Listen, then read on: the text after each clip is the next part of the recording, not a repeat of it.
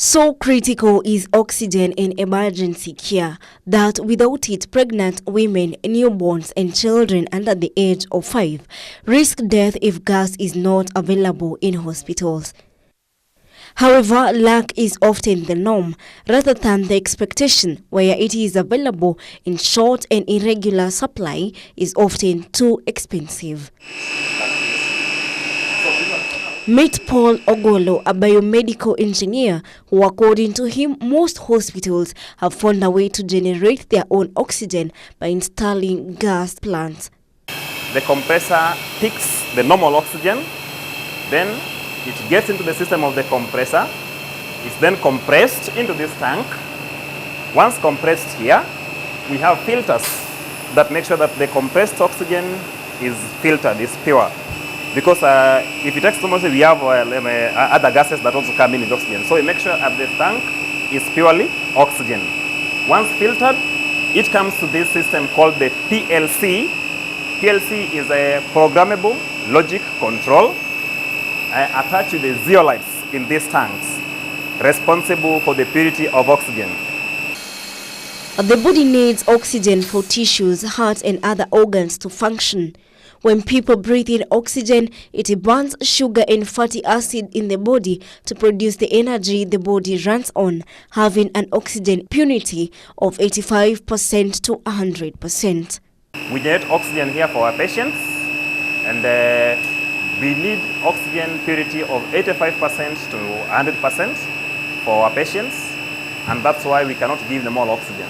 Children require oxygen if they are hyperventilating. If a child's oxygen saturation is below 95%, he or she is placed on oxygen to ease breathing. If the consumption is high, then the machine works so high. If the consumption is low, then it gets the tank full and takes some time. Given its importance, oxygen was recently added by the World Health Organization to the list of essential medicine that all hospitals must have. Paul narrates on how they analyze the oxygen before consumption by patients. We have the analyzer system because we must make sure that the oxygen that is going to the patient is that percentage. For us to identify, you must have an analyzer here that gives us the percentage. So in any case, we come and connect the analyzer. If we see the percentage is not the recommended one, then something has to be done. Oxygen therapy is required for the management of many conditions in adults, women, and children, including pneumonia, acute respiratory illness, and hypoxemia. And it is after analyzing that pure oxygen is distributed to its consumers in the hospital. Once analyzed, it goes through the piping system, then to our wards, starting from the NBU, that's the newborn unit, our theater, our labor ward, and other wards. So they are all in the hospital.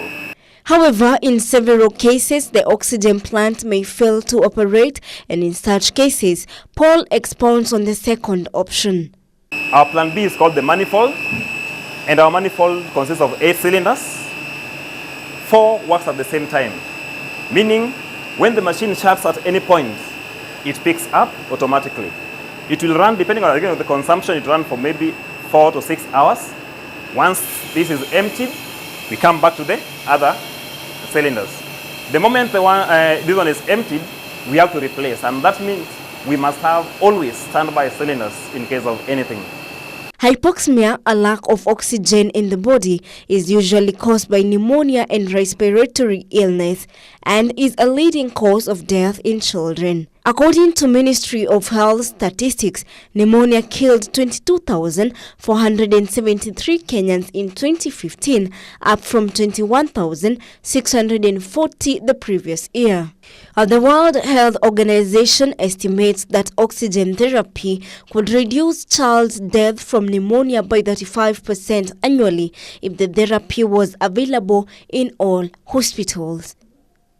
Njeri Njogo for Able TV.